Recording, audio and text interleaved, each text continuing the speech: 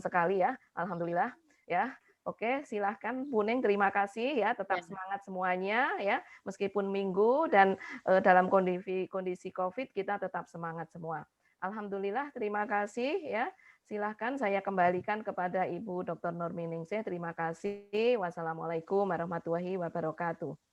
Waalaikumsalam. Waalaikumsalam warahmatullahi Wabarakatuh. wabarakatuh.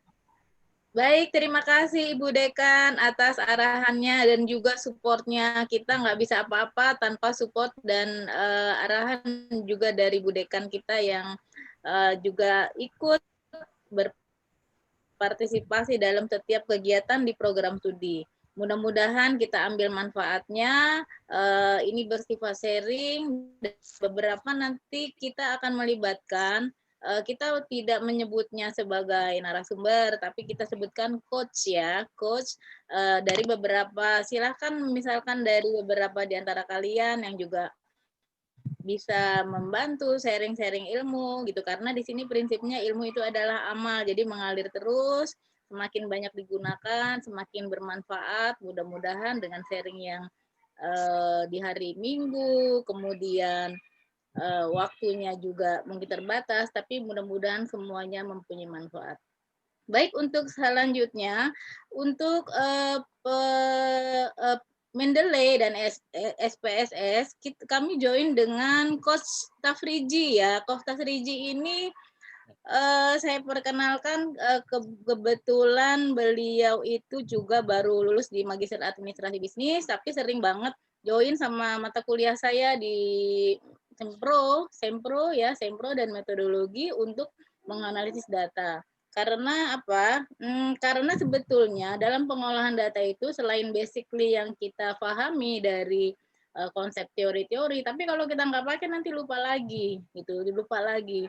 Nah, untuk memudahkan kita merefresh dulu mengenai basically itu apa Mendeley dan SPSS, mungkin saya akan coba untuk membuatkan gambarannya mengenai Mendeley dan SPSS ya.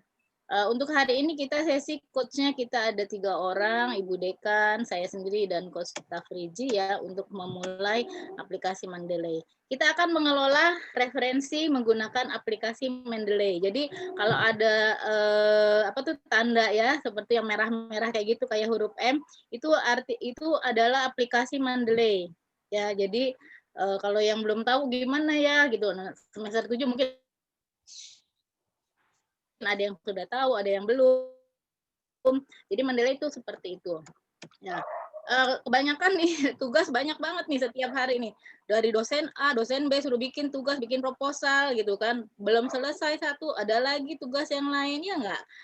Mata kuliah berapa nih satu semester? Bisa 6 sampai 7 ya. Dikasih tugas terus sama dosen suruh bikin paper. Ujung-ujungnya di akhir referensi itu ada yang namanya daftar pustaka ya. Daftar pustaka. Biasanya kalian kalau bikin tuh manual. Bikin manual itu susah banget, jadi numpuk akhirnya. Nah, apalagi untuk yang mahasiswa tingkat akhir udah ditanya-tanya itu skripsinya sampai di mana tuh, tinggal revisi ini, mending apa yang salah nih sama tulisannya, jadi kadang-kadang salah jurusan aja deh. Jadi salah jurusan aja deh gitu. Ya udah, sebetulnya nggak usah disusah-susahin kalau kita mau mulai menulis. Tapi kalau tertib menulis ya, itu awal kita nulisnya jangan sudah selesai baru dimendelaikan. Tapi dari awal kita udah mulai pakai aplikasi ini ya, pakai aplikasi Mendeley ini. Nah, ini bisa juga untuk bikin laporan penelitian, karya ilmiah, bikin skripsi itu udah wajib ya, tesis, disertasi nih yang semester yang S3. Bu ini ya, ada bergabung Bu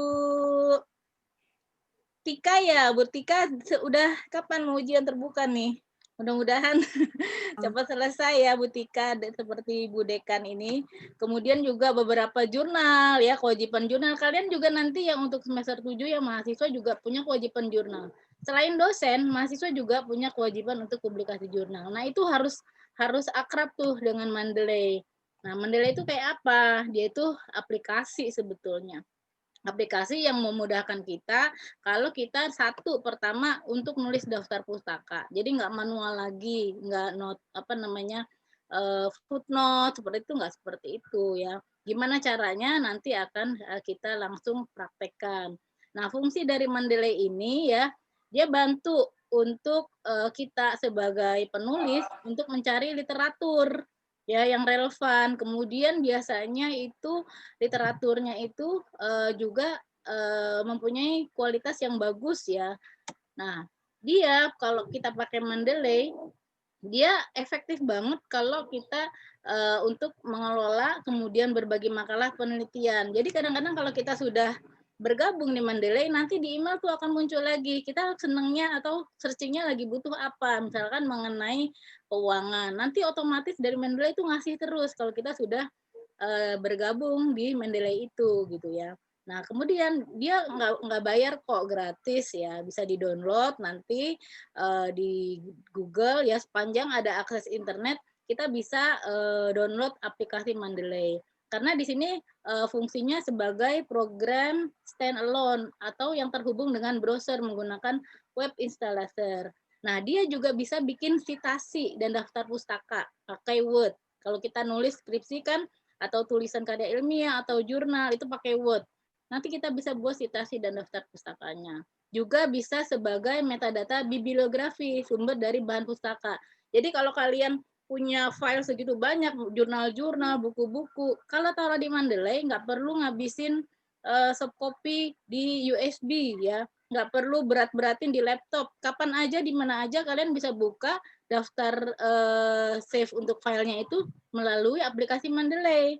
Jadi seperti kalau di Google itu adalah Google Drive-nya. Nah, tapi kalau di Mendeley ini sudah kita simpan. Jadi kalau kita mau pakai bisa kita buka. Sepanjang satu tadi syaratnya, ada akses internet. Nah, kemudian bisa juga kita bikin grup penelitian, berbagi informasi, ya, ada informasi fasilitasnya. Mungkin gambarannya kayak gimana ya isinya nanti bisa dilihat. Nah, yang utama tahapannya kalau kita nanti mau pakai Mendeley, install dulu. Ya, install dulu. Kemudian daftar akun dulu. Ya, otomatis kita harus punya email. Kemudian tahap instalasi itu ada plugin for Word dan plugin for browser. Kemudian baru bisa operasikan Mendeley, tahapnya citasi dan baru bikin daftar pustaka. Jadi tahapan inilah sebetulnya yang kalau misalkan Mendeley itu mau ngapain ya? Nah, ini diinstal dulu ya, diinstal dulu tapi gratis kok gitu. Ya. Nah, nanti ini ada dua nih format contohnya bisa dilihat, nanti Mendeley Desktop seperti ini, atau juga Mendeley Web seperti ini, ya. Gimana nanti cara bikinnya atau buatnya, nanti akan kita praktekkan. Nah, nanti kalau kita misalkan sudah punya data nih ceritanya, di aplikasi Mendeley, punya daftar pustaka, referensi dari segala macam, di tahap penulisan dari bab 1 sampai akhir sudah dimendeleykan, kita biasanya terkait di bab 4 itu analisis data. Ya. Mentok itu pas dianalisis data sebetulnya hal yang yang sebetulnya nggak susah, tapi susah karena kita nggak tahu gitu, kita nggak bersahabat dulu. Karena gini, sebetulnya mau nggak mau ya, ketika kita menganalisis pembahasan statistik ini selalu terkait sama hal-hal yang ini, metodologi, SPSS, program, itu pasti itu harus ini terkait interpredensi statistik di dalam penulisan karya ilmiah ini pasti masuk. Mau nggak mau ngumpet kayak gimana itu pasti terkait di sini. Nah, kalau di program paket SPSS ini, dia merupakan program paket statistik yang sangat populer digunakan di lingkungan umum. Udah dari zaman dulu, dari D1, D3, dari sampai sekarang dikeluarkan versi 21 ya, udah ada. Nah, itu udah familiar gitu. Jadi orang pasti tahu SPSS apa gitu kan. Nah, kalau kalian belum tahu kayak gimana sih? Nah, ini bisa kita lihat.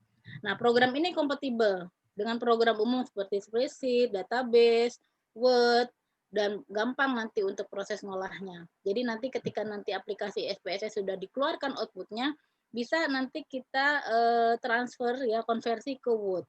Ya, jadi bahan dasar untuk penulisan kita itu bisa kita konversi ke Word. Nah, beberapa program statistik lainnya yang populer seperti Line, SAS, Minitab, Plus, dan Stata ini juga terkait juga dengan program SPSS. Jadi SPSS itu program aplikasi. Ya, jadi aplikasi dia bisa analisis statistik. secara sistem manajemen. Jadi kalau kita lemah di statistik, ya hitung-hitungan, nggak perlu khawatir. Ada software ini yang namanya SPSS, ngitung-ngitung biar aja dia yang ngolah, dia yang ngitung. Nanti outputnya kita sudah tahu, yang penting kita tahu cara prosesnya, biarkan si SPSS ini yang bekerja. Ya, dia udah fungsinya kayak gitu. Jadi nanti kita bisa dengan mudah mengambil output dari hasil SPSS ini. Nah, yang bisa dikeluarkan oleh aplikasi SPSS nanti analisisnya ada yang namanya uji validitas. Ini terkait dengan metodologi kuantitatif ya, dengan analisis kuantitatif ya. Jadi kalau kuantitatif itu biasanya ada uji validitas, reliabilitas, uji normalitas, uji linear, independen, dan sebagainya sampai ke bawah. Nanti fungsi-fungsi dari uji ini bisa kalian pelajari juga di buku metodologi. Nah, SPSS ini bantu uji-uji ini ya, nggak perlu kalian pakai ngolah statistik manual, bisa pakai SPSS. Nah, tahapannya sebetulnya hanya 3 ini, masukin data, transformasi data, kemudian analisis. Ya, udah kayak gitu. Jadi gini ceritanya, kalau kalian misalkan untuk yang analisis kuantitatif, ketika menyebarkan kuesioner ke responden, ya misalkan ada katakanlah 200 responden. Kalian sebarkan semua respondennya, kemudian hasil dari kuesioner itu kalian input ke tabulasi data. Kita buat namanya Excel, ya. Nah, hasil dari isian dari kuesioner itulah yang akan kita olah, angka-angka itulah yang akan kita olah ke dalam SPSS. Itu kita input datanya. Kemudian yang tahap kedua kita transformasi data. Mau uji apa aja? Ya, tadi ada pilihan-pilihannya. Kita perlunya mau uji apa aja nih di SPSS. Bisa kita klik di situ. Kemudian kita analisis. Nah, hasilnya, outputnya, itulah bisa kita simpan, kita konversi ke dalam Word-nya. Nah, nanti mungkin kita langsung bisa praktek ya, biar ada gambaran gimana sih si Mendeley ini, gimana sih SPSS ini basic banget, tapi kalau kalian ini mau belajar memahami ini, kalian bisa nanti tahap selanjutnya adalah mengelola untuk kuantitatif itu dengan SEM. SEM juga ada 3, ada SEM, Amos, Lisrel, dan PLS. Kita cari yang bersahabat-bersahabat aja sama kita. Ya, jadi kita cari yang kalau ada yang mudah ngapain sih yang susah gitu ya. Jadi kita coba untuk nanti praktek gimana membuat Mendeley. Kita akan dibantu oleh Kosta Frigi. Silakan Kosta Frigi untuk melanjutkan untuk bagaimana kita untuk join ke Mendeley. Silakan Mas Iji. Baik, terima kasih kepada Bu Ning. Sebelumnya saya ucapkan juga terima kasih kepada Bu Dekan, Ibu Dr. Anin Aini sebagai Dekan Fakultas Manajemen Bisnis yang telah memberikan ruang di dalam pelatihan pada siang hari ini.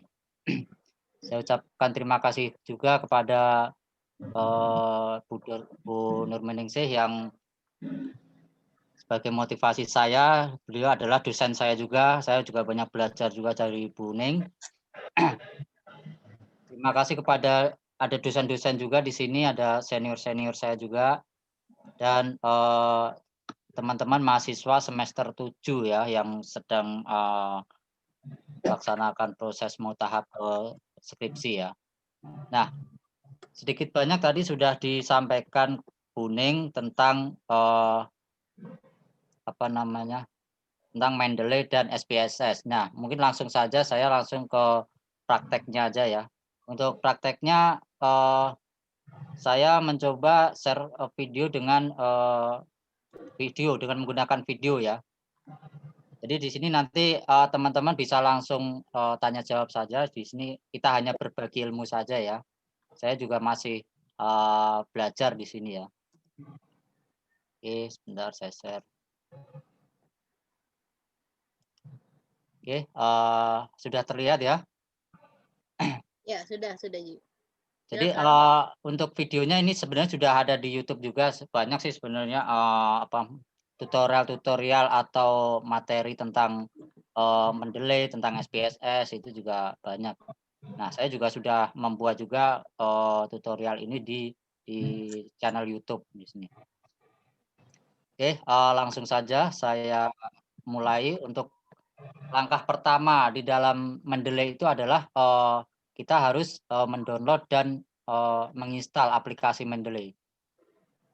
Seperti yang disampaikan tadi, Bu Ning juga sudah sampaikan, jadi Mendeley ini kan gratis, ya. Dia bisa di download di apa namanya, bisa dalam bentuk Windows, OS-nya Windows, Mac itu semua bisa. Bahkan di HP pun, di Android pun juga bisa gitu. Pakai Android, saya juga pakai Android itu. Jadi pakai apa namanya, download aja di App Store atau Play Store, itu ada Mendeley juga gitu. Nah, tapi di sini yang saya sampaikan, kita menggunakan apa namanya, installnya menggunakan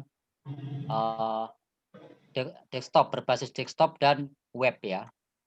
Nah, kita langsung buka aja apa namanya,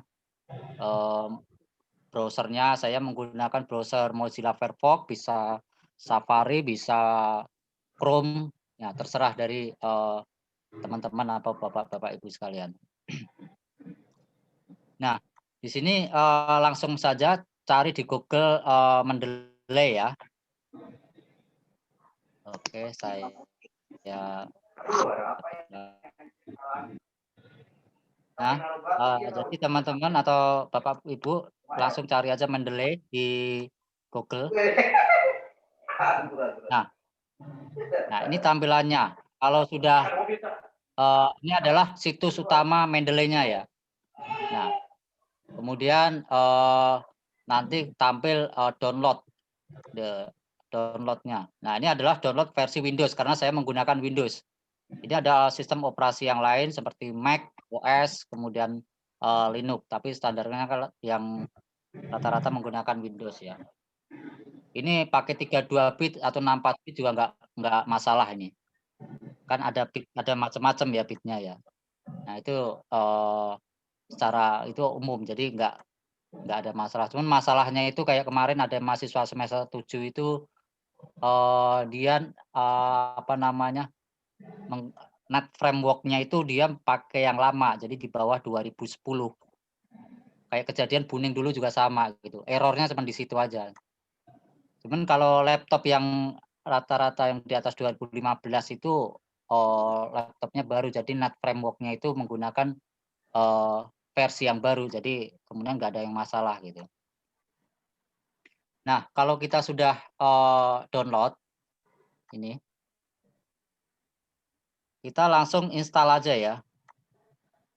Sangat mudah sekali untuk menginstal apa namanya, Mendeley ini. Nah, ini apa namanya, instalasinya, data mentahnya.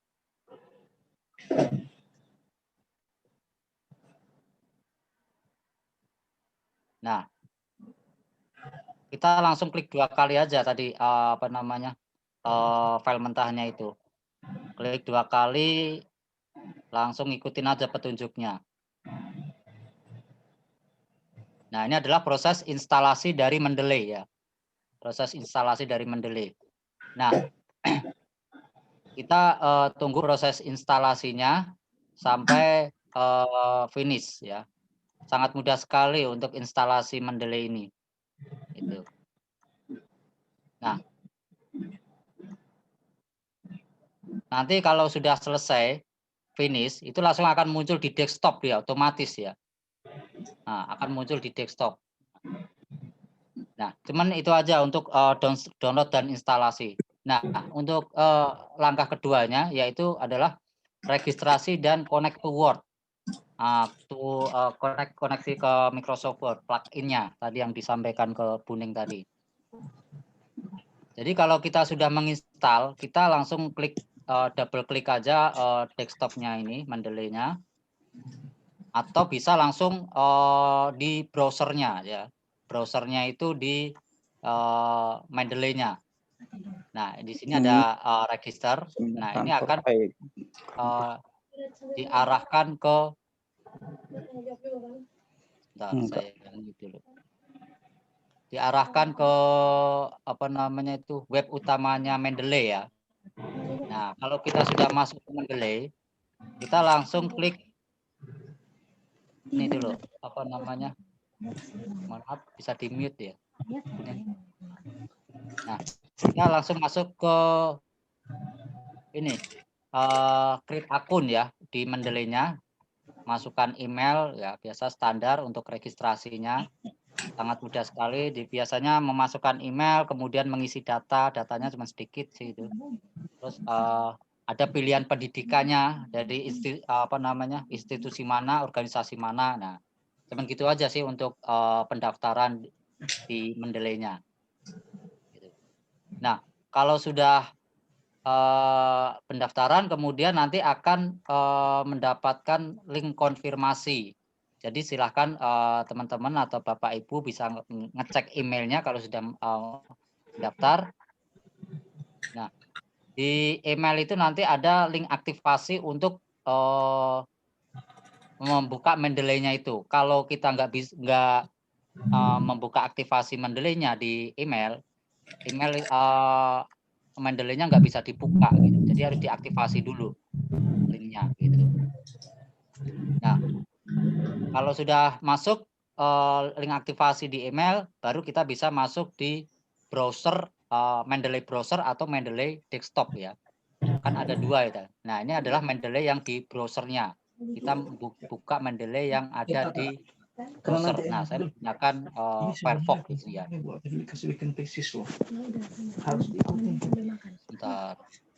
Bentar dulu. Juga ngantuk. Ada tak mute dulu. Nah, kita masuk ke desktop ya. Ini adalah Mendeley desktop.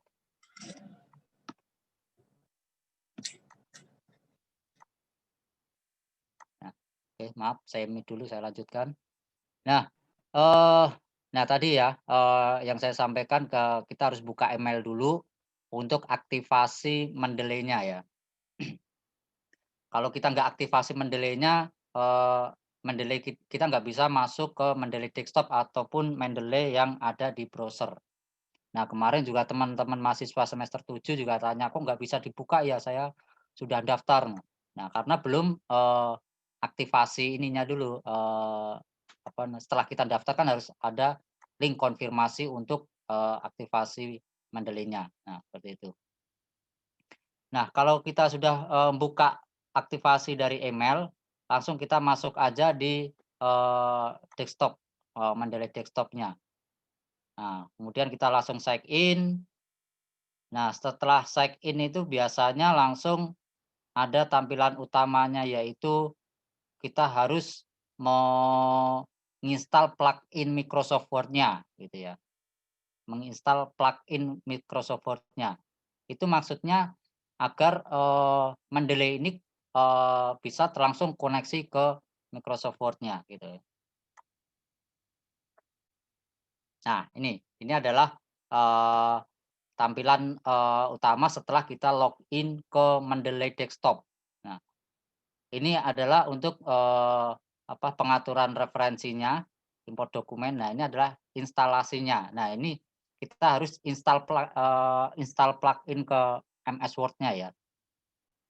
Kalau enggak ini ke Mendeley tidak terhubung dengan Microsoft, jadi kita harus install dulu. Itu.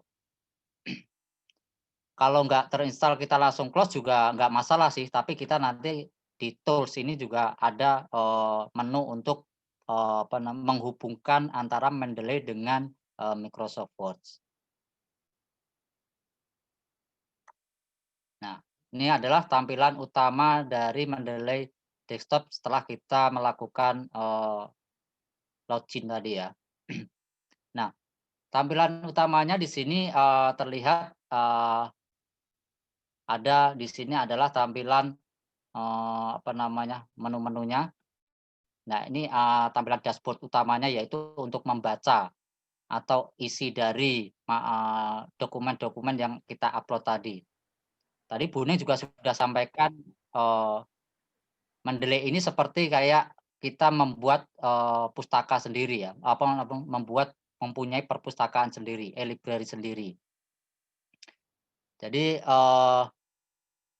data-data kita nggak usah disimpan di komputer, kita cukup masukkan aja di sini sebagai pustaka kita gitu ya. Nah, ini adalah tampilan dari apa namanya Mendeley Desktop. Nah, sebentar. Nah, di sini terlihat ini adalah menu-menu yang ada di dalam Mendeley. Nah, ini adalah all dokumen ini adalah layar utama yang ada di Mendeley. Jadi di sini terlihat ada jurnal-jurnal kita yang akan kita masukkan atau e-book kita yang akan menjadi referensi untuk dijadikan citasi kita nanti di penelitian kita. Nah, ini adalah dokumen semuanya. Ini masuk di sini semua. Nah, kita juga bisa membuat folder ya di sini ya. Ada create folder di sini. Kita bisa pilih apa namanya jurnal-jurnal kita. Ini seumpama contoh jurnal administrasi bisnis atau jurnal kesehatan gitu. Nah, kita bisa membuat folder seperti kayak kita membuat folder yang ada di komputer. Nah, kemudian di sini ini adalah folder default-nya ya yang ada di Mendeley. Nah, untuk mencari literatur search kita klik di literatur search ya nanti ya. Bentar. Nah, ini literatur search. Jadi kita mau mencari sebuah literatur di sini ya. Seumpama contoh kita mau cari penelitiannya siapa gitu. Kita langsung cari aja di sini penelitiannya tentang mau apa namanya bisa dari judulnya siapa atau nama penelitinya. Kita langsung cari aja di literatur search ini. Nah, contohnya nanti di sini saya tentang critical thinking ya di sini ya atau penelitian tentang berpikir kritis ya. Nah, otomatis langsung keluar semua di sini. Langsung keluar semua tentang critical thinking atau berpikir kritis. Nah, ini kalau di sini kan secara keseluruhannya jadi apa namanya nama penelitinya juga banyak kan di sini ya. Nah, setelah kita tahu kita cari yang lain aja ya tentang bisnis model kanvas ya contoh salah ini tulisannya. Kalau salah juga nggak terlihat di sini bisnis model kanvas itu. Kita harus apa namanya itu namanya harus sesuai di sini ya. Contoh pengaruh model kanvas. Nah, ini ada banyak ini. Ada banyak itu tadi. Jadi kalau sudah apa namanya dapat literatur search-nya langsung kita save aja tadi harusnya di sini sebentar. Saya ulangin ya. Nah, kalau sudah ini apa namanya sudah dapat pengaruh model kanvas kita cari mana sih yang mau diambil. Kita bisa mencari sekaligus 3 gitu, 3 atau 4 gitu. Tinggal kita checklist saja di sini. Nah, ini adalah checklist supaya apa namanya yang akan kita citasi nanti masuk ke dalam all dokumen ini, dokumen kita gitu atau perpustakaan kita. Oke, selanjutnya kalau kita sudah memilih judul penelitian atau judul pustaka yang akan kita ambil, nah yang tadi kita ambil itu otomatis kita akan masuk ke sini, tapi belum ada dokumennya ya. Cuman cuman ada ini aja, cuman judul sama apa namanya itu nama penelitinya aja yang ada di dalam dokumennya itu. Nah, kemudian di sebelah kanan itu ada detail ya di sini ya, detail. Nah, detail ini adalah apa namanya isi dari jurnal kita tadi. Kita bisa edit, kita bisa rubah. Nah, seumpama tadi memilih penerapan bisnis model kanvas BMC untuk mendorong mindset kewirausahaan di kalangan mahasiswa Universitas Islam Malang ya. Nah, itu jurnal keberapa tahunnya kita bisa rubah, volumenya kita lengkapin ya. Jadi harus dilengkapin supaya nanti untuk masuk ke daftar pustakanya itu bisa lengkap gitu. Itu. Nah, terus kemudian ini adalah abstraknya. Biasanya langsung otomatis ada sih abstraknya itu. Ini kalau mau apa namanya, mau nyari filenya, karena kan tadi kan belum ada filenya ya.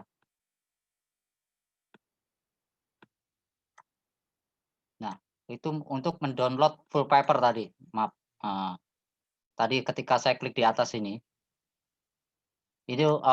untuk mendownload full papernya. Nah, ini full papernya, untuk mencari full papernya.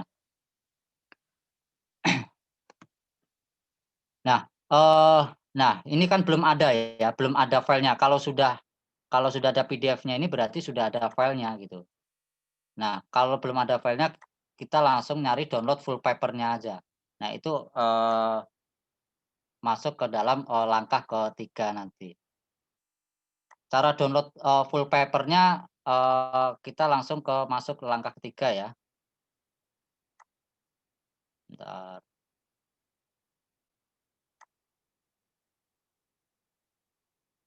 Nah, untuk langkah ketiga di sini adalah kita bisa mendownload full paper di dalam Mendeley di sini.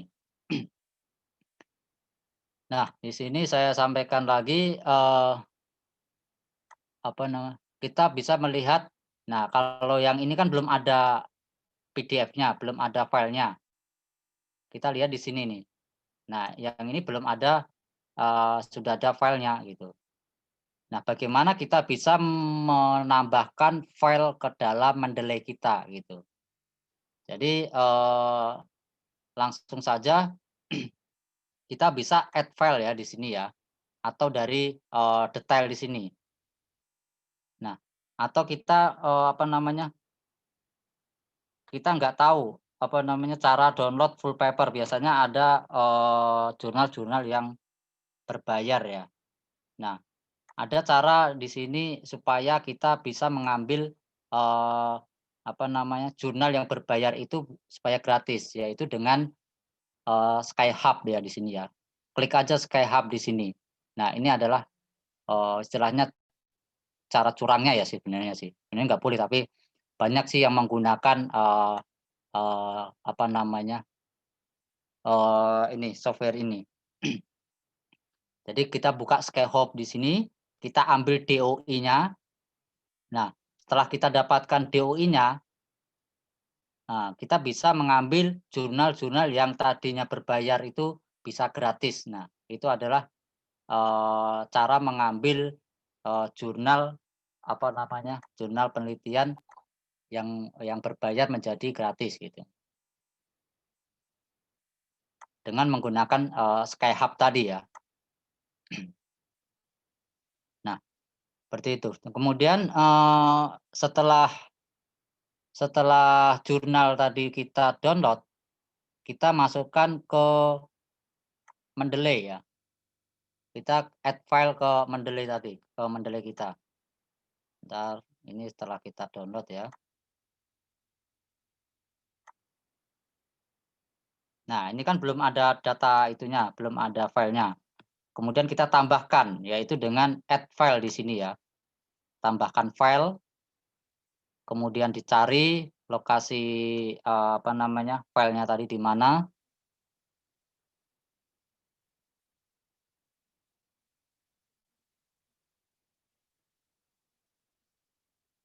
Nah, kalau sudah itu terus otomatis akan muncul filenya tadi.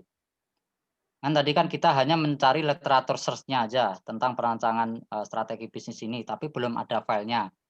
Nah, cara menambahkannya seperti itu. Kita cari dulu full paper-nya di internet, kemudian add file ya. Nah, seperti itu. Nah, ini juga kita langsung buka bisa ini filenya tadi itu di dalam Mendeley itu bisa langsung kita buka itu. Kita bisa langsung baca di situ. Nah, seperti ini. Ini adalah menu-menu yang ada di dalam Mendeley-nya.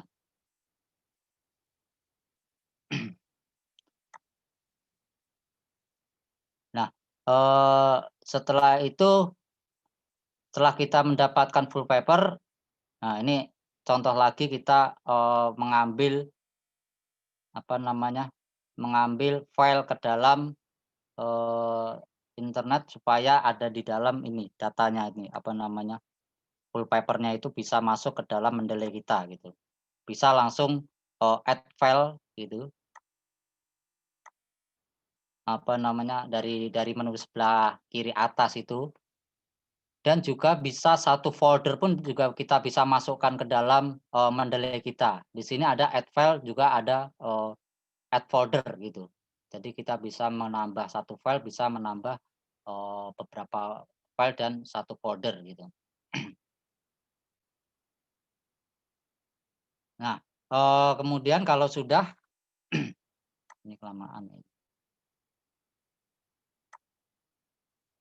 Nah, saya sampaikan kepada teman-teman mahasiswa semester 7, sering-seringlah mencari jurnal-jurnal di internet ya. Di Urindo kan juga juga ada e-jurnal. Silakan baca-baca e-jurnal supaya menambah wawasan tentang bagaimana kita melakukan penelitian gitu. Kalau kita banyak membaca jurnal, kita akan tahu lebih banyak, lebih mudah kita nanti dalam menyusun sebuah tugas akhir di sini ya. Nah, ini adalah jurnal yang ada di Urindo ya. Sudah sampai di Urindo kan ada 2 kali, setahun itu ada 2 kali terbit. Jadi, ini saya ambil contoh kayak jurnalnya Bu Ani ya, di sini juga Bu Ani juga banyak juga, sama Pak Ahmadun. Jadi, silakan teman-teman sering-seringlah cari jurnal gitu, baca-baca jurnal, kemudian silakan masukkan ke Mendeley. Nanti suatu saat pasti akan dipakai. Oke, saya lanjutkan lagi. Ini tadi udah ya. Nah, ini tadi saya juga memasukkan jurnalnya Bu Ani ya di sini, dia sebagai dekan ya, saya coba sebagai referensi di dalam contoh referensi di dalam tugas akhir saya gitu, atau sebagai penelitian saya gitu. Nah, itu di autornya pun juga kita bisa edit ya di sini ya. Ya langsung otomatis terlihat nih di sini jurnal administrasi dan manajemen yang dipunyai Urindo tahun 2019 volume 9 volume 1 ya di sini ya. Nah, ini alamat URL-nya. Nah, ini adalah filenya. Jadi otomatis kita ketika masuk add file itu langsung masuk ke dalam Mendeley kita gitu. Nah, untuk ini tadi di UI udah ya, kayaknya double ya.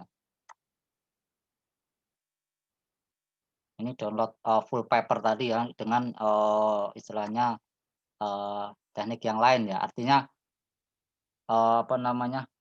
yang tidak bisa di-download di jurnal. Kan ada juga jurnal-jurnal yang dia hanya menampilkan abstraknya aja, tapi dia tidak bisa di-download gitu.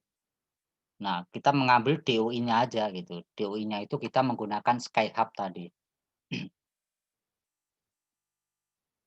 Oke, ini udah. Terus kita langsung ke tahap berikutnya aja ya. Di sini ada tahap yang keempat adalah sitasi dan bikin sitasi dan daftar pustaka. Mohon maaf sekali saya agak cepat karena untuk menghemat waktu juga. Sitasi dan daftar pustaka ya. Nah, kita buka dulu Microsoft Word-nya. Ya. Di Microsoft Word itu kemudian kita lihat di menu reference. Kalau kita sudah ada plugin Microsoft Word di Mendeley tadi, nah ini tool-nya. Kita sudah install Microsoft Word plugin-nya, itu otomatis di Word-nya itu sudah ada insert citasi dan bibliografi atau daftar pustaka di dalam Microsoft Word ya. Itu. Nah, ini dia reference, insert citasi dan insert bibliografi. Langsung saja kita praktekkan ya, seumpama kita mau memasukkan saya ambil contoh di sini Contohnya kita sudah ada tulisan di sini ya, kita membuat tulisan dulu. Nah, coba contoh kegiatan usaha, apa namanya? Apa tadi? Jadi saya membuat sebuah tulisan dulu, seumpama di latar belakang kegiatan usaha untuk memaburkan pemegang saham tentu memiliki orientasi kepada kebijakan hutang untuk tujuan konsumtif. Nah, ini tadi saya coba mengambil tulisannya yang dari jurnal seumpama contoh jurnalnya Bu Ani gitu ya, sama Pak Ahmadun. Nah, sebagai referensi kita. Jadi kalau kita membuat sebuah itu apa namanya tulisan itu kalau bisa jangan mengutip keseluruhan ya. Kita membuat parafrase sendiri karena untuk menghindari namanya plagiarisme ya gitu ya. Nanti kalau kita copy paste aja gitu langsung di sini merah gitu biasanya. Jadi kalau bisa kita tulis ulang untuk menghindari plagiarisme itu kita tulis ulang dan kita bahasanya kita rubah parafrasenya gitu.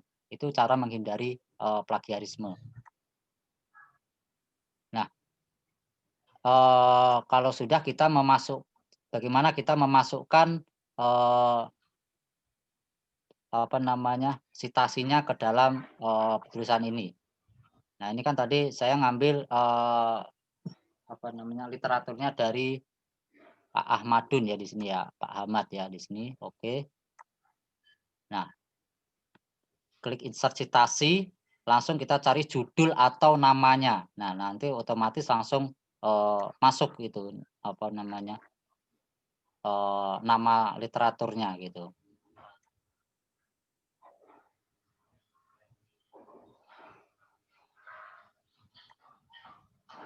Bisa kita ketik namanya langsung, bisa kita ketik judulnya, judul dari penelitian ini gitu. Atau go to Mendeley. Jadi ketika kita insert citation tadi, kita klik go to Mendeley, itu kita akan lari ke apa namanya Mendeley desktop-nya. Nah, kalau sudah masuk ke Mendeley desktop, kita klik site-nya atau sheet. Jadi ada dua model yang tadi ya. Kita bisa langsung tulis di sini.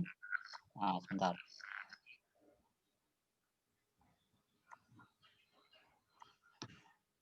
Ketika kita klik insert citasi, kita langsung tulis judulnya atau nama dari penelitinya itu. Kita juga bisa masuk go to Mendeley. Nah, itu lari ke dalam Mendeley desktop, kemudian klik site. Nah, otomatis kita akan keluar itu apa namanya nama dari apa namanya itu nama dari si penelitinya gitu. Oke, kemudian kita juga mencoba membuat tulisan lagi, mungkin paragraf berikutnya penelitinya siapa gitu. Nah, ini niat beli ulang dengan cara online dapat menghasilkan uang. Ya. Saya ambil contoh itu. Ini kemudian saya masukkan literaturnya siapa gitu. Nah, itu saya klik. Oh, ini saya mengambil jurnalnya Karisma Lady Suprapti. Nah, itu langsung kita insert citation, langsung kalau pakai yang Open Mendeley tadi, kita klik ini, apa namanya, itu ada site ya tadi di sini langsung otomatis dia akan lari ke Microsoft Word kita. Nah, seperti itu. Terus kemudian saya coba membuat tulisan lagi paragraf berikutnya gitu, ambil contoh tentang apa ya peran digital tourism ya. Peran digital tourism itu tourism gitu ya.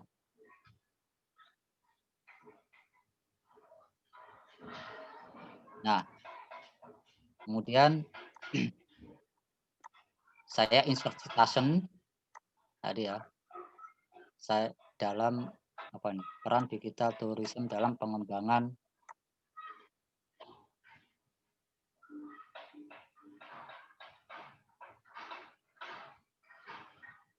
mohon maaf terus kita langsung klik insert citation, go to Mendeley, atau langsung ditulis saja peran ini tadi judulnya apa atau penelitiannya siapa gitu. Langsung kita tulis, baru kita oke. Nah kan. Nah kalau udah ketemu punya siapa, langsung kita oke.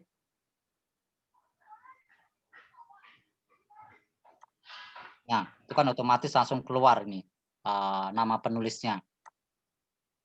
Nah seperti itu cara memasukkan citasi ke dalam penelitian kita, dalam tugas akhir atau skripsi kita.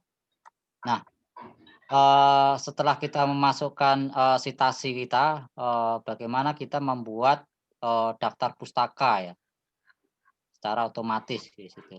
Jadi kalau kita sudah menulis semuanya, kemudian kita memasukkan citasinya semuanya, baru kita membuat daftar pustakanya. Ini adalah cara menghindari plagiarisme. Jadi dengan adanya Mendeley ini kita bisa meminimalisir tingkat plagiarismenya itu supaya lebih persentasenya lebih kecil gitu.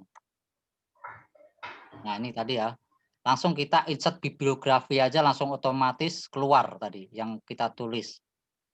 Tadi yang pertama adalah langsung juga berdasarkan apa namanya huruf abjad. Jadi kita nggak usah capek-capek lagi nulis daftar pustaka kalau kita sudah memakai Mendeley ini. Gitu. Berdasarkan abjad langsungan urutannya. Nah seperti itu. Sangat mudah sekali kita dengan adanya Mendeley ini kita yang pertama dengan apa namanya itu sekarang itu lebih ketat artinya harus Turnitinnya itu juga setiap kampus itu harus ada Turnitin jadi gunakanlah software-software aplikasi yang paling mudah itu ya Mendeley yang familiar gitu dan gampang gitu. Nah, saya mencoba menambahkan satu kalimat lagi atau satu paragraf lagi agar apa namanya untuk menambahkan insert citasi tadi ya. Jadi ketika kita menambahkan sebuah apa namanya citasinya dari siapa gitu, kita nggak usah membuat apa namanya daftar pustaka lagi gitu. Karena nanti akan otomatis dia akan keluar sendiri di daftar pustaka itu gitu. Nah ini kan tadi kan ada tiga ya, sekarang saya tambahkan lagi 4 ya, satu lagi ya. Nah teknologi acceptance model berpengaruh terhadap apa gitu menurut Venkates. Nah itu nanti otomatis di sini akan keluar sendiri itu, daftar pustaka itu akan keluar sendiri gitu. Jadi kita nggak usah insert bibliografi lagi gitu. Tapi otomatis akan keluar sendiri di insert bibliografinya gitu. Nah, itu adalah apa namanya dasar-dasar dari Mendeley ini. Oke, mungkin hanya itu aja yang bisa saya sampaikan pada pelatihan Mendeley ini. Nanti kita bisa sambung lagi. Untuk lebih lengkapnya video ini juga sudah saya upload ke YouTube ya, jadi bisa dilihat di situ. Mungkin hanya itu aja, Bu Ning. Apakah langsung ke SPSS atau gimana, Bu? Lanjut SPSS aja. Lanjut ya. Oke, karena waktunya sangat singkat dan sebenarnya untuk penelitian ini kan banyak ya. Kita lanjutkan aja langsung ke SPSS.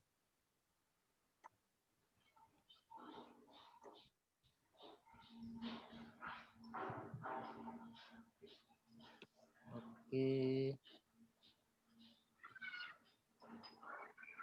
Stop.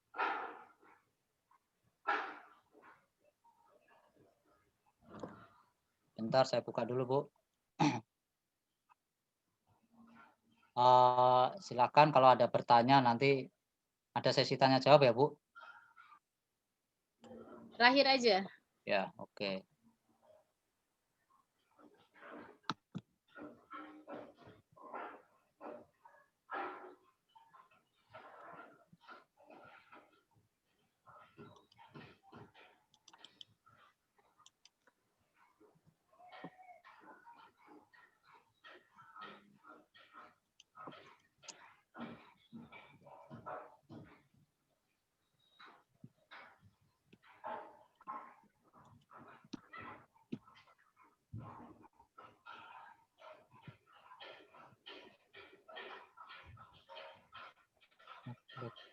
share screen.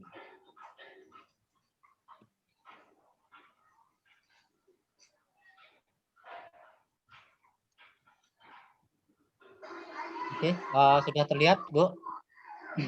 Belum. Sudah. Sudah. Ya, Oke. sudah. Oke, saya mulai video tutorial saya tentang pelatihan SPSS. Jadi dasar dari bagaimana kita mengolah data dengan menggunakan SPSS ya.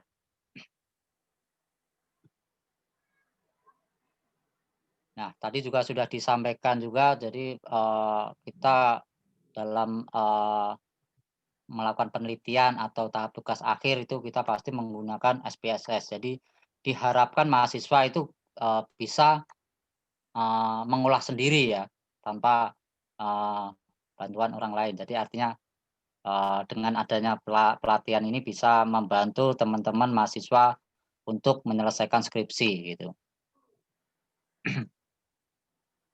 Jadi yang akan kita bahas di sini adalah langsung saja kita bagaimana kita tahap-tahapan di sini adalah menyusun pernyataan kuesioner. Jadi kita harus tahu dulu, kita harus menyusun dulu kuesioner kita itu mengacu pada indikator yang pertama A itu adalah mengacu pada indikator atau dimensi variabel.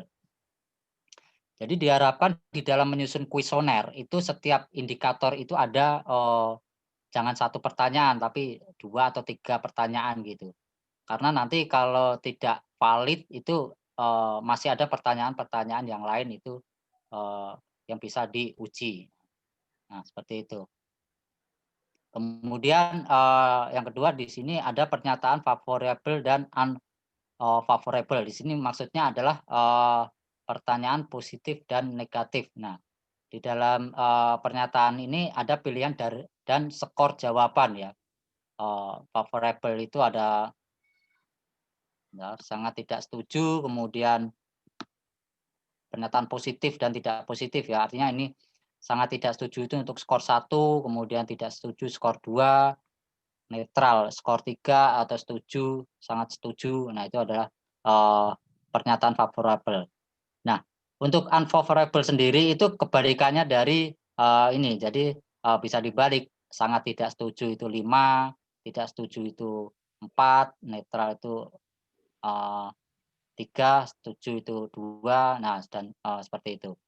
Balikannya dari favorable tadi. Nah, penting juga ini buat teman-teman mahasiswa yang sedang menyusun skripsi itu harus meminta persetujuan pembimbing ya, redaksi dan isi kuesionernya itu. Jadi diharapkan sebelum terjun ke kuesionernya itu disebar, mahasiswa itu harus bimbingan dulu sama pembimbingnya gitu. Jadi dipastikan dulu kuesionernya dulu, jangan sampai terjun 2 kali gitu. Sudah capek-capek nyebar kuesioner, ternyata sama pembimbingnya harus dikoreksi lagi kuesionernya. Nah, seperti itu. Jadi diharapkan jadi teman-teman mahasiswa itu harus kuesionernya itu harus difikskan dulu gitu. Nah, setelah kuesioner sudah sudah bimbingan dan sudah oke sama pembimbing, kemudian membagikan kuesioner kepada responden. Nah, kita sebar itu kuesionernya kepada responden. Nah, setelah disebar kepada responden, kita membuat rekapitulasi jawaban responden atau tabulasi data. Nah, itu dalam membuat rekapitulasi ini kita menggunakan Microsoft Excel dulu gitu untuk membuat tabulasi data. Kemudian input data tabulasi ke SPSS. Nah, kalau sudah kita buat rekap, kita input ke SPSS.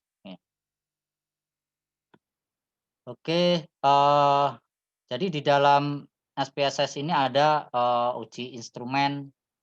Nah, tadi sudah sampaikan Buning juga, jadi ada uji instrumen itu ada uji validitas, harus kebalik ini.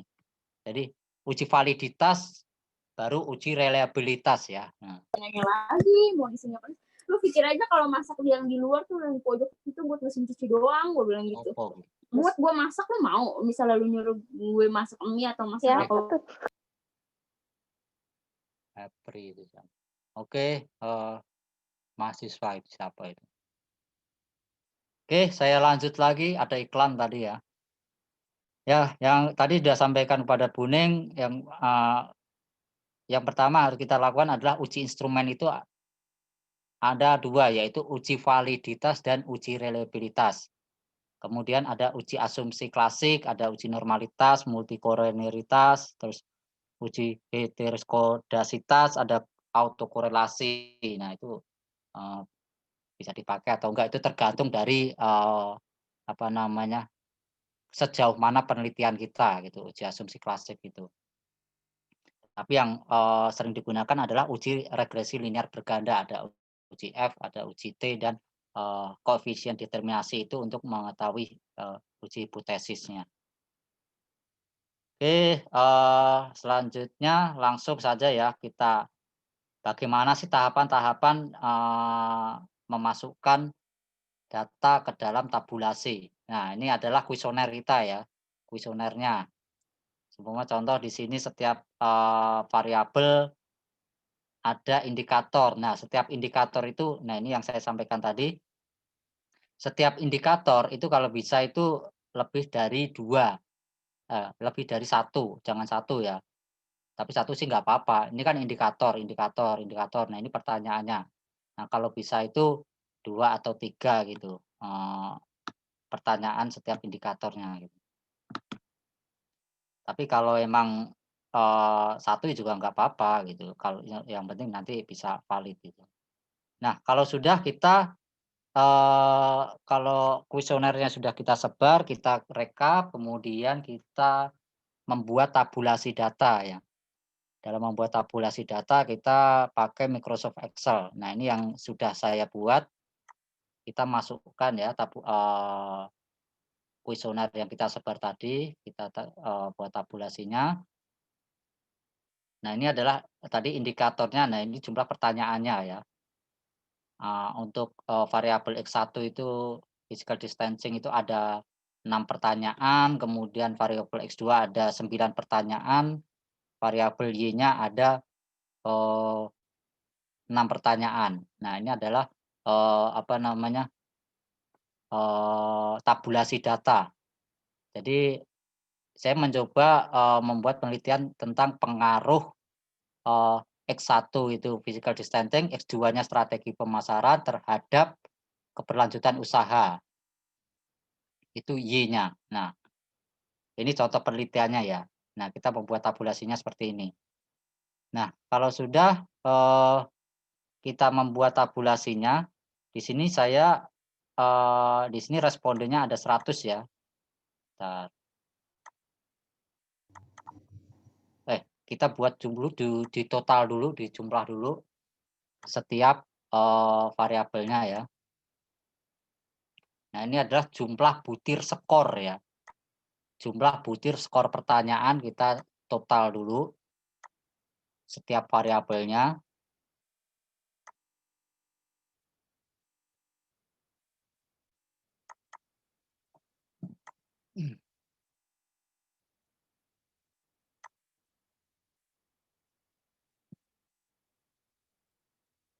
Nah, kalau sudah kita masuk ke SPSS ya di sini ya. Nah, ini adalah lembar kerja yang ada di dalam SPSS. Nah, di dalam SPSS itu ada di sini ada data view itu untuk memasukkan data tabulasi kita tadi, dan ada variable view yaitu item-item yang ada di dalam SPS di dalam penelitian kita gitu. Saya menggunakan SPSS 20 ya. Sebenarnya SPSS itu sekarang sudah sampai 25 ya. Terserah, tapi mau SPSS berapa sih, sebenarnya fungsinya sama, hanya tampilannya aja yang berbeda gitu. Nah, ini variable view kita masukkan di sini apa namanya, item pertanyaannya tadi. Jadi ada X1, X11 saya buat variabel X1 apa namanya, X1-nya physical distancing. Nah, ini pertanyaan satunya saya bikin nama X11 gitu ya. Terus kemudian pertanyaan kedua X12, X13 dan seterusnya sampai X16 ya. Karena kan tadi X1 itu ada 6 pertanyaan ya, gitu. Nah, kalau kita capek membuat satu-satu, kita bikin Excel aja, di Excel kita. Saya biasanya untuk, mempermudahnya saya bikin sorting aja, saya tarik gitu. Jadi saya nggak usah bikin satu-satu, X11, X12 gitu. Nah, untuk, pemasaran variabel X2-nya itu ada 9 pertanyaan, bikin di sini X21 sampai X29 ya. Nah, seperti ini. Nah, pasti setiap orang kan mempunyai, cara masing-masing ya, cara yang lebih mudah ya. Nah, ini adalah cara saya biasanya supaya nggak capek nulis satu-satu gitu. Silakan teman-teman kalau mempunyai cara-cara yang lain juga bisa nanti disampaikan juga. Silakan berbagi ke teman-teman yang lain gitu. Nah, ini adalah total dari X1-nya. Nah, kalau sudah selesai langsung kita copy aja ini. Kita pindahkan copy ke variable view tadi. Jadi kita nggak usah ngetik satu-satu gitu, nggak usah. Kalau di sini kan nggak bisa ditarik, bisanya di Excel. Nah, seperti itu. Jadi ini adalah cara membuat nama item pertanyaan di dalam variabel view di SPSS.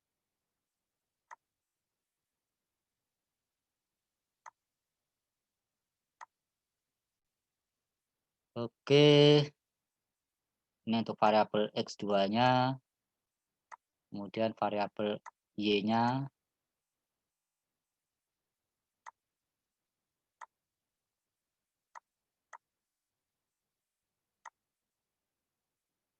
Nah, kemudian ini adalah struktur di variabel view, tipenya di sini ada numerik. Di sini weight-nya ini standar sih 8 numerik, yang dirubah ini aja ini paling desimal terserah mau dibikin 0 atau 2 itu terserah masing-masing. Jadi bebas kalau ini bisa dibuat 0 atau 2 gitu. Nah, ini adalah labelnya, namanya. Nanti ketika output-nya itu akan keluar labelnya di sini. Physical distancing, seumpama ini X1 physical distancing, kemudian X2-nya itu adalah strategi pemasaran dan Y-nya itu adalah keberlanjutan usaha, seperti itu.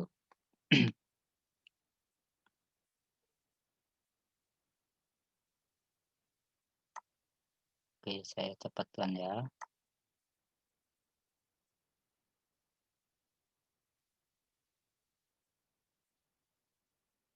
Nah, kalau yang lain-lain di sini sih nggak usah dirubah ya ini ya. Biarin aja ini adalah default-nya gitu. Nah, kalau kita sudah membuat di variabel view-nya, kita masukkan tabulasi kita ke dalam data view-nya ya.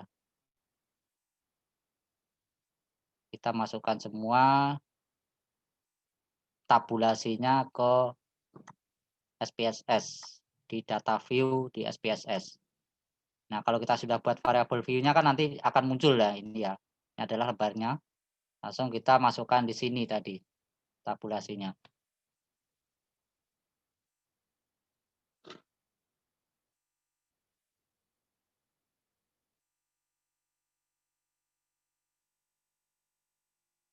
Nah, langsung di copy paste, di sini ya.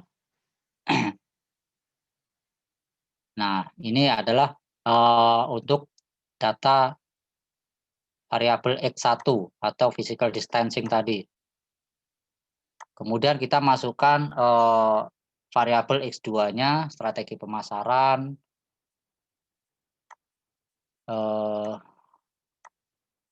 mana tadi? Oh, ini lupa, belum dipotong.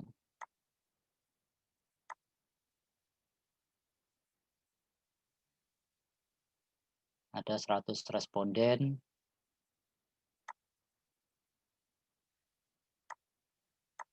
Nah, X2-nya sudah saya masukkan, kemudian Y-nya kita masukkan juga ke SPSS-nya. Nah, kalau kita sudah masukkan tabulasi data dari Excel tadi, rekapitulasi tabulasi data ke SPSS, kita baru bisa analisis. Nah, ini kan jumlahnya ada 100 responden ya, sudah sesuai ya. Sesuai. Nah, kalau kita mau merubah desimal. Desimalnya saya jadi 0 gitu. Sebenarnya 2 juga nggak apa-apa sih, ini nggak ada pengaruhnya, cuman di belakang di belakang koma aja ini. Nah, ini kan desimalnya setelah nolnya saya hilangin gitu. 14.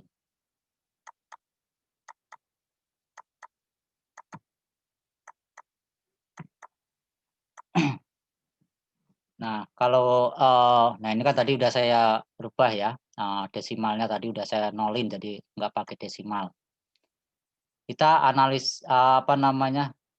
melakukan uji validitas ya, yaitu dengan cara klik analis, korelat, bivariat ya, bivariat korelat, kemudian kita masukkan variabel X1. Pertanyaan X1 sampai X1-nya. Nah, ini adalah X1-nya, ini adalah pertanyaannya. Jadi kita masukkan semuanya ya untuk X1-nya. Kita geser tadi ke kanan, pakai correlation person. Kecepatan tadi. Kecepatan saya ulangin lagi ya, biar enggak gitu ya.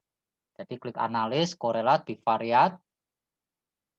Kemudian ini kita blok aja dari X1 sampai X11 sampai X1-nya. Ini adalah jumlah skor tadi ya. Kita pindah ke sini, sebelah kanan, variabel. Nah, ini nggak usah dirubah, ini default-nya, kemudian ini juga nggak usah dirubah. Langsung oke aja kalau sudah. Nah, output-nya kan ada 2 lembar tadi. Kan ini kan lembar untuk input. Nah, ini adalah lembar output-nya, itu ada otomatis dia akan keluar sendiri itu output-nya itu di dalam SPSS-nya. Oke, kita tunggu output dari uji validitas variabel X1.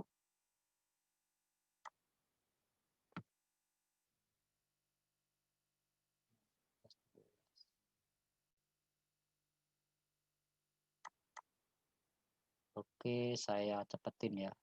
Nah, ini adalah uji validitas, output uji validitas dari X1 ya.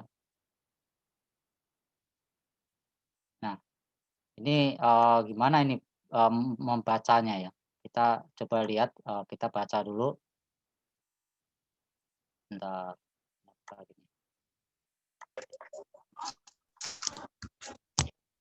Oh, saya itu dulu ya, apa namanya?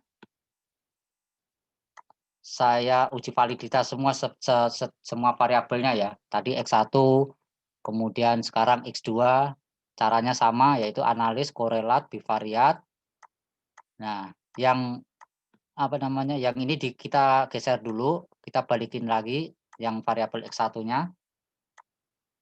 Kemudian kita masukkan untuk X2-nya ya. Strategi pemasarannya.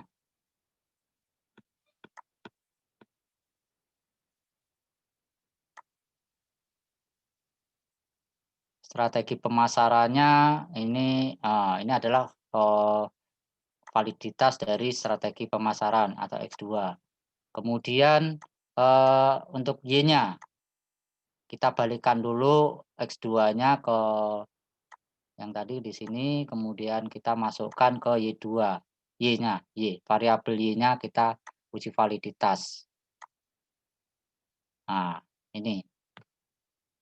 Nah, gimana bacanya? Kita harus tahu gimana cara membaca uji validitas. Nah, untuk membaca uji validitas itu kita lihat yang paling sebelah kanan ya, sebelah sini ya. Di sini kan ada 0, sebentar.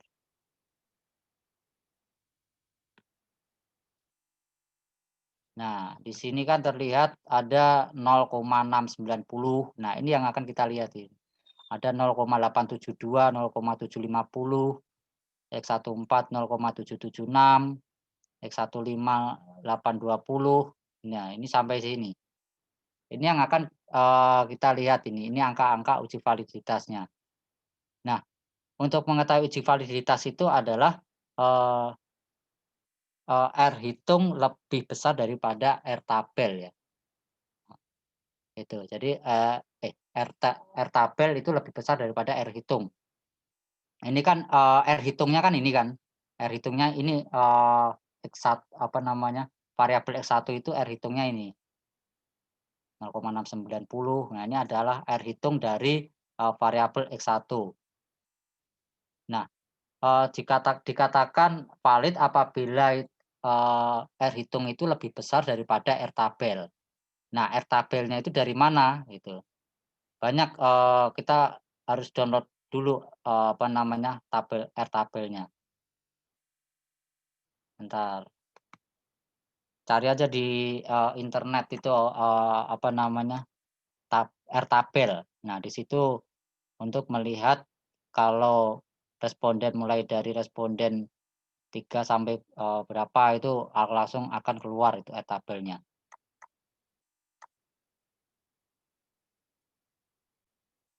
Nah, ini adalah tingkat signifikasi R tabel. Ini bisa di-download di internet di sini ya. Jadi yang kita pakai di sini adalah taraf signifikansi 0,05% atau taraf signifikansi 5% ya. Nah, R tabel ini adalah tabel R ya. Jadi seperti yang kita coba tadi punya saya itu ada 100 responden tadi. Respondennya ada 100. Nah, kalau 100 responden itu berapa taraf signifikansinya gitu, taraf signifikan 5%-nya. Nah, ini kan jumlah respondennya kan ini, DF ini. Itu adalah DF sama dengan N2 ya. N2 itu sampelnya itu N dikurangi 2. Nah, ini udah default-nya. Nah, kalau 100 ini adalah 0,1946 ya. Karena saya penelitiannya tadi respondennya tadi 100. Tapi kalau di R tabel itu kan dikurangi 2 kan rumusnya kan. N kurangi 2 jadi 98 100 kurangi 2 kan 98. Ya, artinya R tabel dalam penelitian saya itu 0,196 ya. Nih, 0,1966. Ini adalah R tabel dari penelitian ini. Dengan 100 responden dikurangi 2, 98. Kemudian nah, ini terlihat dari hasil uji validitas tadi. Untuk variabel X1 itu kan 0,690. Ini kan nggak ada nolnya sih, tapi kita baca 0,1960. Artinya 0,960 itu kurang dari lebih kecil dari lebih besar dari R tabel ya. Lebih besar dari R tabel. R tabelnya tadi adalah 0,1966. Ya, artinya valid gitu. Jadi semua variabel X1 ini adalah valid gitu.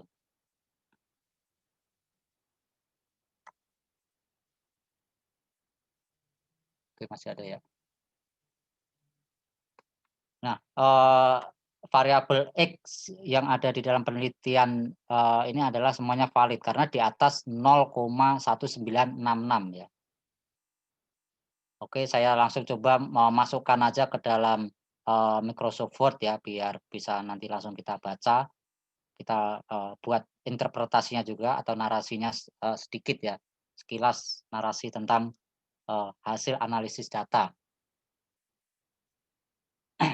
Kita masukkan aja ke Word apa namanya outputnya tadi untuk uji validitas, hasil uji validitas ya.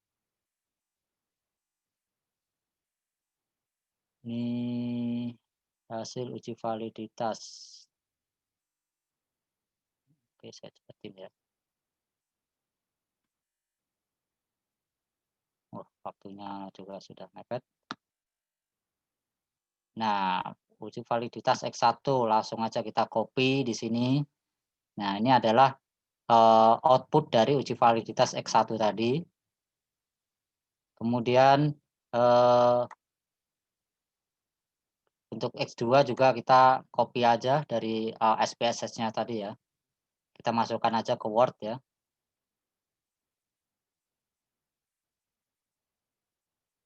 Nah, ini untuk variabel X2-nya strategi pemasaran. Nah,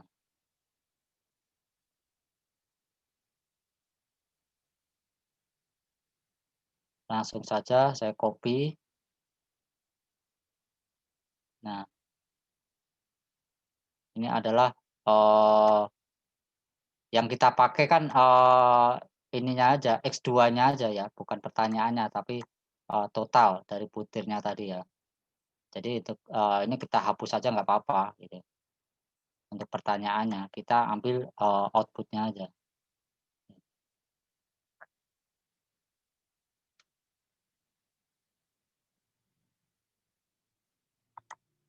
Nah, kemudian variabel Y-nya juga sama, kita pindahkan ke Word. Variabel Y keberhasilan keberlanjutan usaha ya, variabel Y-nya ya. Kita copy, di sini juga terlihat valid semua ya, karena di atas 0,196 ya, 0,1966. R hitungnya, coba lihat, kita lihat. Nah, ini R hitungnya itu di atas 0,1966, jadi artinya valid semua ini. Nah, ini adalah uji validitas variabel X1, X2, dan Y. Nah, di sini saya coba akan membuat sedikit narasi di Microsoft Word-nya. Jadi berdasarkan hasil uji validitas dihasilkan bahwa semua instrumen yang ada di dalam penelitian ini adalah valid ya, karena di atas 0,1966 ya.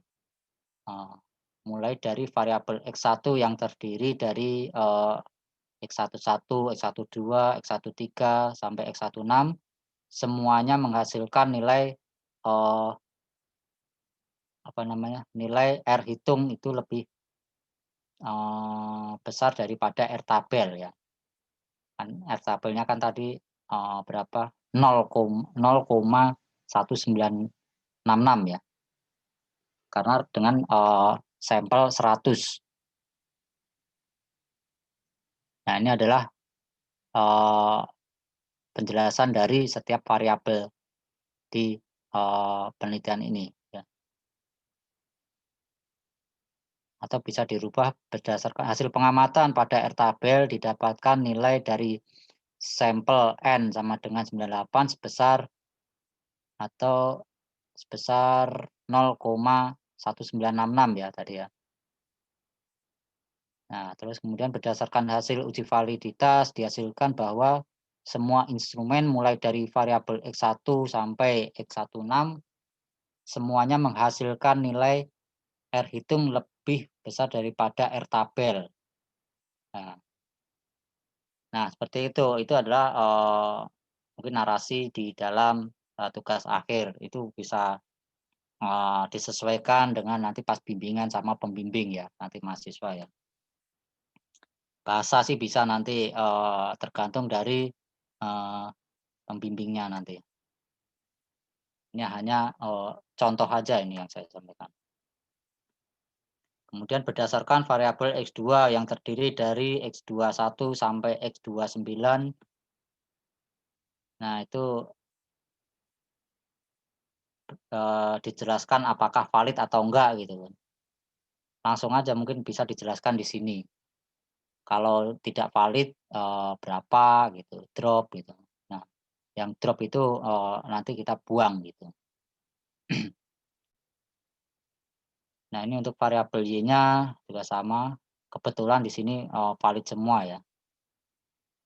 Kalau tidak valid pun juga nggak apa-apa, langsung kita hapus saja itunya. Apa namanya? Instrumennya, pertanyaannya. Bentar. Sehingga dapat disimpulkan semua instrumen adalah valid ya di sini ya. Dalam penelitian ini valid.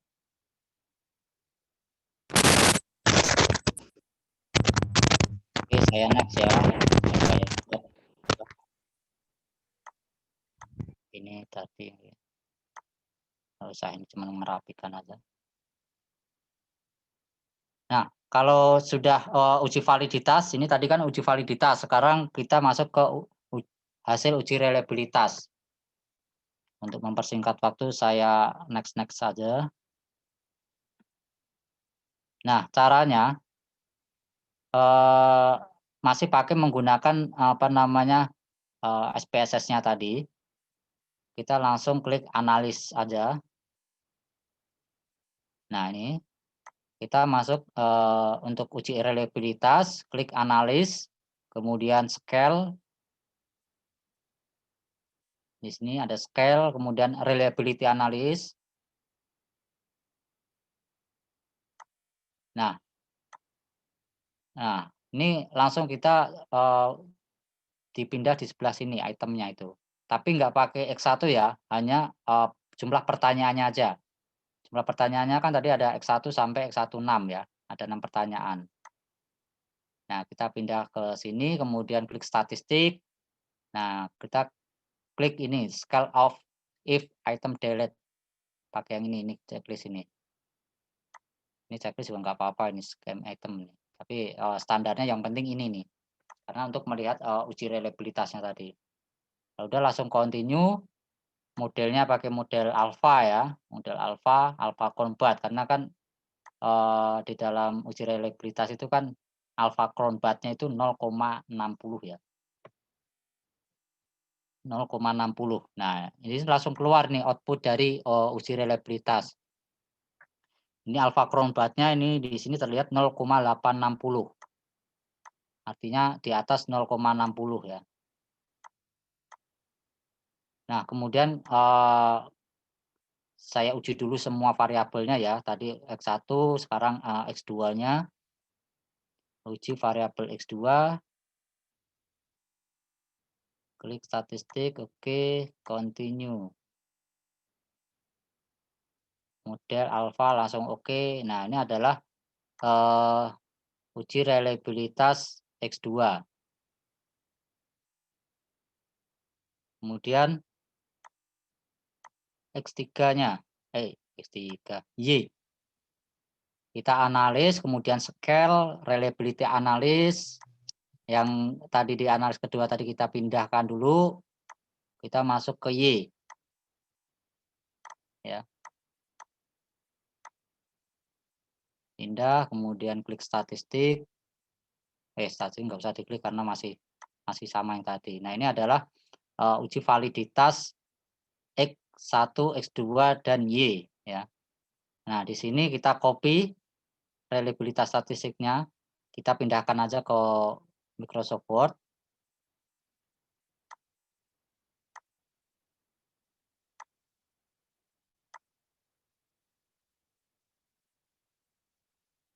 Variabel X1, uji validasi variabel X1 ya. Nah, ini di sini terlihat alpha combatnya 0,862. Di atas 0,60. Alpha combatnya itu kan kalau di atas 0,60 artinya reliable. Ya. Kalau di bawah 0,60 berarti tidak reliable. Nah, untuk X2-nya itu terlihat variabel X2 strategi pemasaran itu berapa ya tadi ya? 0,6 berapa? 0,613 ya di sini ya. Ini terlihat 0,613. Ya, di sini di atas 0,60. Jadi artinya variabel X2 itu reliabel ya di sini ya. Nah, Y-nya juga reliabel juga ini di atas 0,60. 0,60.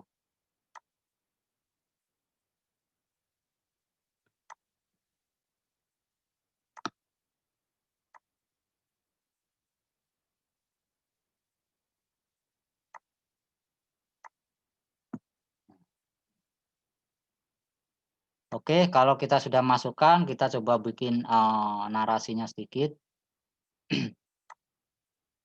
Jadi saya cepetin aja. Dari hasil uji reliabilitas didapatkan nilai semua nilai dari hasil variabel X1, X2, dan Y semuanya menghasilkan nilai di atas 0,60 ya. Lebih dari 0,60.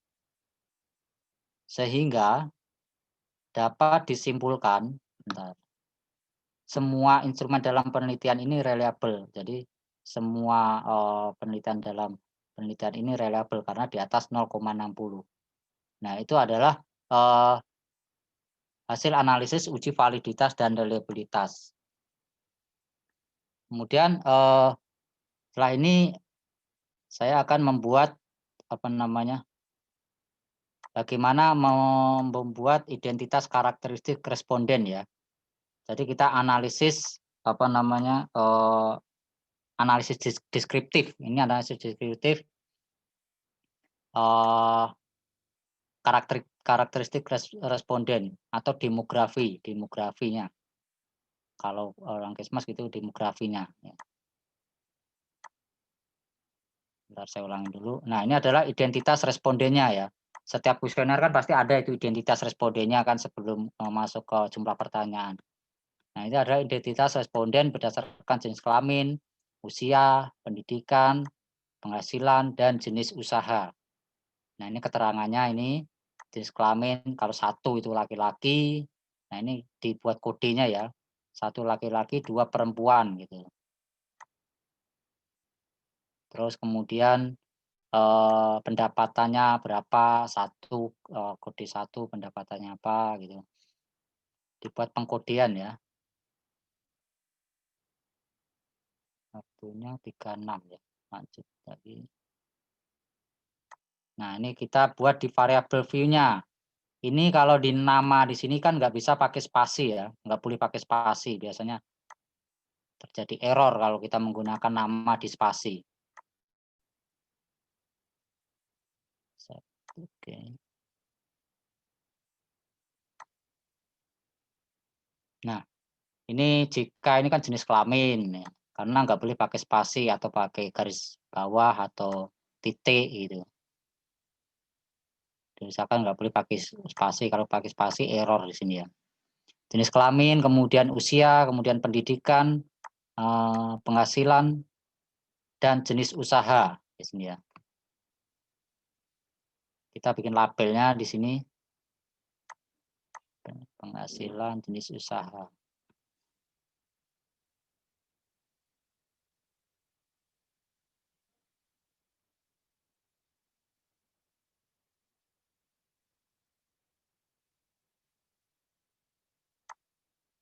Nah, kita labelnya isi, kita JK itu jenis kelamin, usia, pendidikan, penghasilan, dan jenis usaha ya.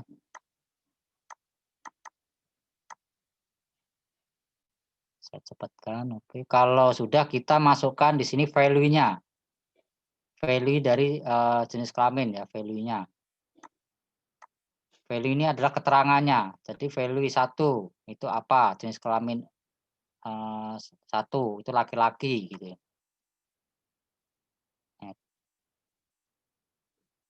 Kemudian 2 itu perempuan. Nah, itu value dari jenis kelamin. Oke. Kemudian usia, berdasarkan usia itu kalau 1 20 sampai 30 tahun. Kemudian 2 30 sampai 40 tahun. Itu sama kayak di sini ya. Sesuaikan aja. Ini ada add, ada change, ada remove. Kalau add itu tambah, change itu dirubah, remove itu dihapus ya. Oke, add.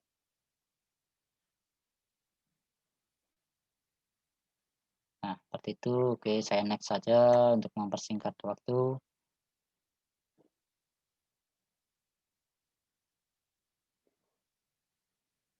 Nah, ini untuk apa ini? Pendidikan udah. Penghasilan, jenis usaha. Jenis usaha pangan non pangan. Nah, kalau sudah kita masukkan ya angkanya tadi ya, apa namanya, tabulasi dari identitas responden tadi kita masukkan ke dalam lembar kerja di SPSS. Langsung copy aja, kita blok semuanya, kita copy, pindahkan ke SPSS. Nah, di sini kan ada jenis kelamin, usaha, pendidikan, penghasilan, dan jenis usaha. Oke. Ini desimalnya kalau bikin 0, kalau tetap di 2 gitu nggak masalah. Ini nggak ada pengaruh di sini. Kalau 2 atau 1 atau 0 ini nggak, terserah dari masing-masing orang. Kalau udah kita masuk ke data view, kemudian kita analis deskriptif frekuensi di sini ya. Frekuensi, klik. Salah.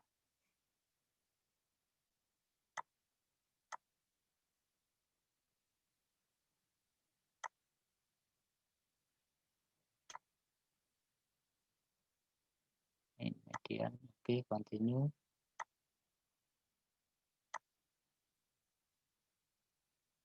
Nah, kita bisa milih statistiknya kalau mau pakai histogram atau diagram P atau diagram bar. Tergantung dari selera masing-masing kalau ini. Ada chartnya di sini ya, settingan chart. Kalau udah, ini ada syntax error karena pakai histogram. Kalau ini nggak boleh pakai histogram.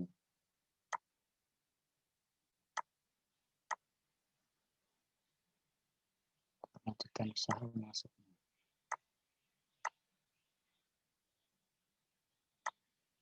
Oke, cek.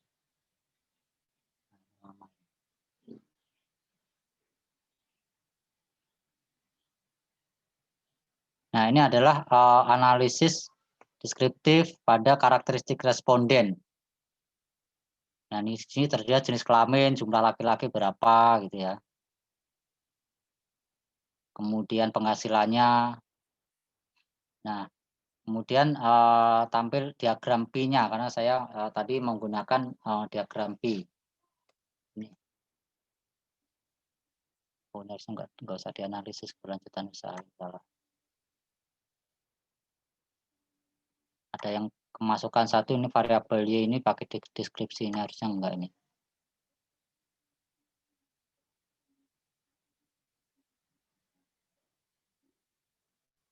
Nah, seperti itu. Jadi ini adalah kalau sudah kita masukkan ke dalam Microsoft Word kita yang akan dijadiin hasil penelitian kan ya. Nanti masuk ke dalam hasil penelitian ya. Karakteristik respondennya seperti ini. Nah, ini adalah karakteristik responden pada penelitian kita. Tinggal kita buat narasinya aja gitu. Oke, karena waktunya kayaknya udah mepet ya, kurang 15 menit lagi. Nanti narasinya bisa lihat di contoh-contoh penelitian yang lain aja gitu. Makanya seringlah membaca-baca tugas akhir atau skripsi atau tesis dari perpustakaan. Itu. Kita bisa membuat narasi atau interpretasi data sesuai apa yang kita inginkan ya. Nah, barnya tadi juga kita bisa copy di sini ya. Diagramnya. Nah, ini adalah diagram dari setiap masing-masing karakteristik responden tadi. Nah, mungkin pada siang hari ini menjelang sore ini hanya itu aja yang bisa saya sampaikan. Jadi pada intinya di sini yang harus diuji di sini uji validitas dan reliabilitas. Mungkin nanti di pertemuan yang lain lagi atau di YouTube saya nanti akan saya lanjutkan tutorial tentang uji regresi linear berganda. Nah, mungkin hanya itu aja. Sekian dan terima kasih. Semoga bermanfaat apa yang saya berikan pada siang hari ini. Masih ada waktu, saya sampaikan kepada Bu Ning. Silakan Bu Ning. Ya, baik, terima kasih Coach Iji, Mas Iji untuk memberikan penjelasan teknis untuk bagaimana mengolah data di SPSS, juga tadi tutorialnya untuk membuat daftar pustaka di Mendeley. Untuk aplikasi SPSS memang belum tuntas, kita baru sampai ke tahap uji validitas dan reliabilitas. Untuk analisis datanya nanti untuk melihat korelasi, sepertinya waktunya tidak cukup ya. Lebih enak memang sebetulnya kalau kita langsung praktek dengan laptop. Itu biasanya kita tim bertiga, berempat, kemudian kita keliling-keliling memastikan step by step-nya sesuai, kemudian sampai berhasil. Itu memang lebih asik, cuman sementara kita pemanasan dulu lah, nggak apa-apa, kita baru sharing ya. Nanti kalau kondisinya memungkinkan, kita bisa praktek langsung. Beberapa teman-teman dan juga sudah banyak yang install ya SPSS dan aplikasi SEM-nya. Sebetulnya biasanya sih kita tuh di lab gitu, kita keliling-keliling satu-satu, lanjut step berikutnya gitu, dibantu sama coach yang lain, sehingga yang ikut pelatihan itu berhasil dan bisa. Memang kalau di sini masih ngeraba-raba karena kalian nggak langsung mempraktekkan gitu, baru melihat. Tapi nggak apa-apa, nggak usah berkecil hati, karena ini adalah gambaran awal sehingga kalian bisa nanti memulainya dari mana ya stepnya gitu. Nanti kalau lupa juga bisa diulang, nanti saya kasih link YouTube-nya, nanti kita publish, sehingga step-stepnya itu bisa kalian lakukan dengan baik. Nah, yang lebih enaknya lagi nih, kalau misalkan data dari hasil yang diolah itu adalah data kalian sendiri, gitu. Jadi sekalian nih kita ngolah, udah nyebar kuesioner, kemudian udah dimasukin di tabulasi data Excel, misalkan respondennya beda-beda, ada yang 50, ada yang 100 gitu kan, beda-beda. Kemudian instruksinya tuh bareng-bareng dilakukan. Nah, itu juga lebih enak lagi, karena sekali gayung 2-3 pulau terlampaui. Biasanya sih kayak gitu, tapi nggak apa-apa. Kita akan terus berlatih, kemudian nanti sesi selanjutnya kita belajar lagi nih. Di sini kan sharing ya, kita belajar lagi gambaran awal untuk tahap penulisan tadi dengan Mendeley, kemudian menganalisis data dengan SPSS, sudah minimal ada gambaran, kayak gini ya nanti kalau kita menganalisis. Tapi juga jangan serta-merta mempunyai satu acuan saja. Kalian juga baca buku metodologinya ya, buku metodologinya dibaca, searching juga di YouTube boleh, silakan. Banyak sumber, banyak referensi, itu memperkaya wawasan pengetahuan kalian. Karena kalau begini harus praktek sih ya, tapi nggak apa-apa, karena kemampuan orang beda-beda. Ada yang memang kayak saya nih, saya nggak bisa kalau begini nih, terus terang. Dulu saya waktu belajar, nggak bisa cuma dengerin, saya harus praktek satu. Jadi seperti kalau dibilang saya diajarin seperti anak TK, nggak apa-apa. Jadi kadang-kadang kalau saya ngajarin ke yang lain juga gitu, step by step, satu-satu dulu dituntun, karena kemampuan orang tuh beda-beda. Lain hal mungkin kayak Coach Iji, ya udah ada otodidak, bisa dengan cepat bisa belajar gitu kan, tapi orang beda-beda. Nah, gimana di sini nanti kita transfer step by step, mudah-mudahan nanti kita ulang lagi, sehingga nanti untuk analisis datanya tuntas. Nggak usah khawatir, masih ada part selanjutnya untuk menuntaskan metodologi ya analisis ini. Mungkin kalau nanti kita belum puas, Bu, tambah lagi, oke, kita akan sesi lagi, kita atur waktunya supaya tidak mengganggu perkuliahan, tidak mengganggu yang mau ngajar, makanya diambil hari Minggu gitu. Jadi kenapa enggak hari Minggu kita manfaatkan juga untuk belajar. Mungkin di sini silakan kalau ada yang ingin ditanyakan.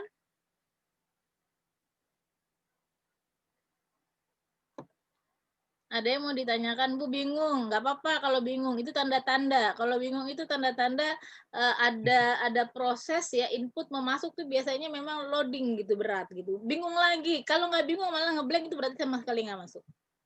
Jadi kalau misalkan bingung, Bu, saya gimana? Itu artinya proses berpikir untuk menerima. Kalian adaptif nggak? Kalau adaptif, kebuka taknya, nanti masuk. Nggak apa-apa, pelan-pelan. Pokoknya yakin bisa, pelan-pelan pasti bisa. Silakan, ada yang ingin ditanyakan? Karena memang harusnya latihan langsung, praktek langsung. Tapi nggak apa-apa, nanti kita praktek sendiri lagi ya. Baik, kalau tidak ada, saya pikir waktunya juga sudah jam 3. Mudah-mudahan apa yang disampaikan oleh Coach Iji, kemudian tadi beberapa hal mengenai prakteknya, dicoba. Kalau nggak dicoba, kalian nggak tahu kalian tuh bisa atau enggak. Gitu ya. Jadi nanti silakan dicoba di rumah latihannya. Nanti kita share juga materi latihannya kalau mau. Kemudian hasilnya seperti ini, sehingga, oh iya betul loh, step-step yang sudah saya lakukan, kayak gitu ya.